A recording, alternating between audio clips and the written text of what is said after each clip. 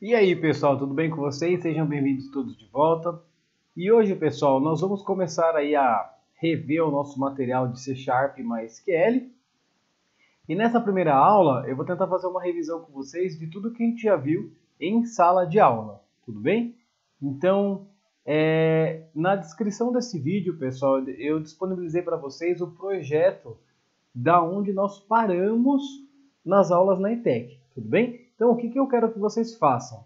Para começar, você vai baixar o arquivo compactado, vai descompactar e dentro desse arquivo, essa lista de Mac não precisa. Dentro desse arquivo, nós temos duas coisas, né? Nós temos o script do banco e temos também a pasta do projeto. Então, a primeira coisa que você vai fazer é criar o banco de dados. Então, olha o que eu vou fazer. Vou clicar com o botão direito, vou clicar em editar, vou digitar Ctrl A para ele selecionar tudo, Ctrl C. Feito isso, eu vou abrir aqui no caso. Deixa eu abrir novamente aqui para vocês visualizarem, né? Eu vou abrir o MySQL Workbench e vou criar o banco de dados lá, pessoal. Esse banco é aquele banco que a gente já estava trabalhando já. Então, vou digitar a senha, no meu caso é root. Verifica se no seu computador tem senha, né? Beleza. Vou colar aqui. Mesma coisa, Ctrl A para selecionar e vou apertar no raio. Feito isso, pessoal, você vai verificar que ele vai rodar, tudo bonitinho. E se você clicar com o botão, clicar aqui para atualizar, você vai perceber que vai ter um banco chamado Projeto _DS, tudo bem? Ó? E nós temos aqui as tabelas de cliente, fornecedor, itens, venda, padrão, produto e vendas. Beleza, criei o banco de dados. Agora que eu criei o banco de dados, você vai abrir o projeto no Visual Studio, né? Então, o que você vai fazer? Você vai clicar aqui duas vezes na pasta do projeto e vai clicar duas vezes nesse arquivo projeto ds.sln, que é a solução do nosso projeto. Feito isso, pessoal, ele vai abrir o Visual Studio, igual o meu está aqui. E se você abrir o gerenciador de soluções, você vai ver essa estrutura do nosso projeto, legal? Então, caso você não esteja visualizando o gerenciador de soluções, basta você vir aqui na opção Exibir e clicar em Gerenciador de Soluções. Beleza. Feito isso, pessoal, nós já temos o projeto aberto aqui. Tá, e o que nós já fizemos nesse projeto? Para começar, nós adicionamos as referências, né? Então, a gente foi lá e adicionou a referência do MySQL.data e do System.configuration. Para que servem essas referências? Essas referências, pessoal, são as bibliotecas que a gente vai utilizar para que a gente consiga se conectar no nosso banco de dados. Então é igual eu comentei com vocês. Como que o C Sharp sabe que uma string ele é um comando SQL? Graças a código que já foi implementado dentro dessa biblioteca aqui, tudo bem? Essa biblioteca aqui do System.configuration a gente adicionou porque a nossa string de conexão está no appconfig, está nesse arquivo XML que eu já vou falar para vocês aqui o que ele é. Então, beleza. Como que eu faço para adicionar essas referências? Você vai clicar com o botão direito aqui em referências, adicionar referência. E aqui, pessoal, você vai procurar duas referências, que é a referência do System.configuration, você vai marcar o tiquezinho aqui. E a outra referência é a do MySQL.data. O MySQL.data, pessoal, existem duas maneiras de você adicionar ela no seu projeto. A primeira maneira é a da forma que eu passei para vocês. Eu já baixei esse arquivo MySQL.data no meu computador, do site do MySQL, compartilhei com vocês e pedi para que vocês clicassem em procurar. Quando você clica em procurar, ele vai abrir aqui o nosso gerenciador aqui do Explorer e você seleciona o arquivo DLL, como se fosse esse cara aqui, ó. Só que essa aqui é uma outra biblioteca. Essa aqui é uma biblioteca para você consultar CEP pela internet para preencher endereço de maneira automática. Então, olha que legal. A do MySQL é igualzinho. Ela veio um arquivo .dll, só que com o nome mysql.data.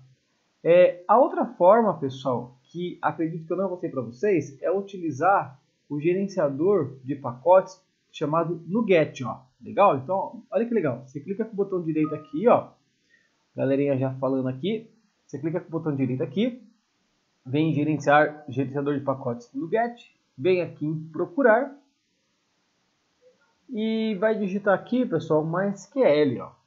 Esse gerenciador de pacotes, pessoal, é como se fosse um buscador aí dentro do Visual Studio que a Microsoft desenvolveu para que você consiga baixar bibliotecas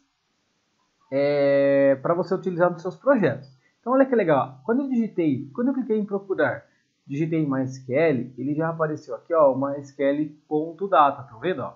Então, eu poderia clicar nele, clicar aqui no instalar e ele iria instalar para mim no meu projeto. Legal? Então, é bem interessante. Lembrando que para você usar o NuGet, você só precisa de internet. Beleza? Diogo aqui de São Roque, deixa eu fechar aqui. Beleza. Pronto. Agora que a gente já temos as referências e vamos continuar agora revendo, né, o nosso código, né? A primeira coisa que eu pedi para vocês fazerem, quando a gente depois de ter adicionado as referências, é vir aqui no arquivo appconfig, certo? Eu venho no appconfig e eu coloco, pessoal, essa tag aqui, ó, que é a minha connection string. Esse cara aqui é onde eu vou definir no meu projeto quais são os dados do meu banco de dados, do meu servidor, para que o C# consiga se conectar. Então, olha o que eu fiz. Ó. Repare que eu coloquei aqui, ó, um name. Esse name aqui é o name dessa configuração. Então, por exemplo, isso daqui não é código C#, isso daqui é um arquivo XML. E depois, pessoal, eu vou criar uma classe para que ele acesse uma configuração no XML. Aqui eu posso ter diversas configurações. Como ele vai saber qual é a que eu quero acessar? Pelo nome da configuração. Beleza. Além do nome da configuração, eu determinei aqui o connection string, beleza? Que são os dados do meu banco de dados. Ó. Então, server, localhost, que é o endereço IP do caso do meu servidor, o usuário, que eu vou utilizar para me conectar lá no servidor, a senha, ó, repara que está sem senha, eu vou colocar senha aqui, porque no meu computador tem senha, o nome do meu banco de dados e o provider name, que é a minha biblioteca que eu vou utilizar para se conectar a esse banco de dados, que é o mysql.data.mysql.client. Beleza? Vou salvar. Pronto.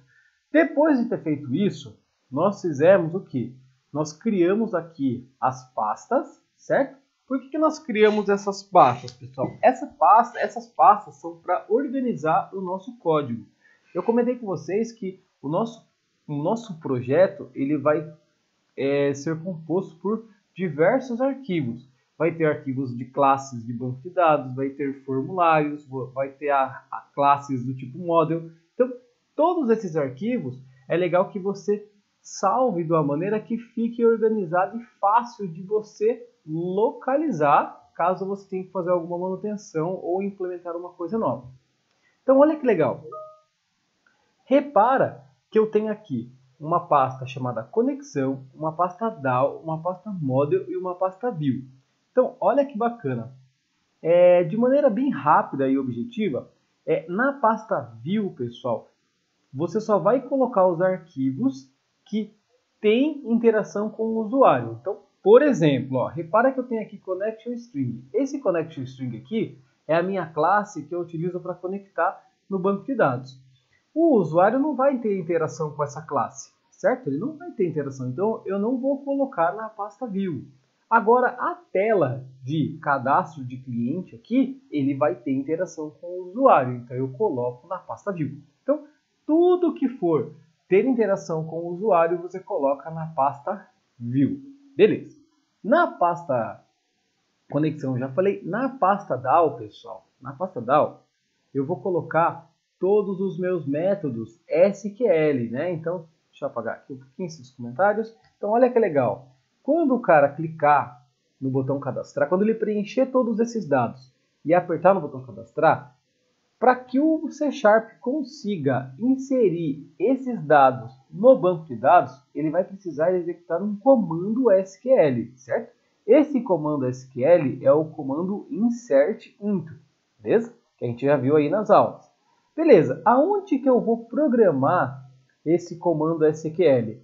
Dentro da minha classe cliente DAO, legal? Então, olha que bacana. No DAO, pessoal, essa pasta DAO aqui, ela vai ser responsável por ter as classes que irão gerar os objetos que conseguem salvar no banco de dados. Consegue salvar, consegue alterar, consegue excluir, consegue se comunicar com o banco de dados. Isso a gente está fazendo para que o nosso código fique mais organizado. Então, olha que legal. Na classe cliente DAO, se você reparar, ó, a gente já criou o método cadastrar, que eu vou revisar com vocês. Já criamos aqui... Opa, tem 2 cadastrar, né? Deixa eu deletar esse cadastrar. Criamos o método alterar, que faz o update, que eu vou revisar com vocês também. Criamos o método excluir, que faz um delete. Criamos um método listar todos os clientes, que faz um select.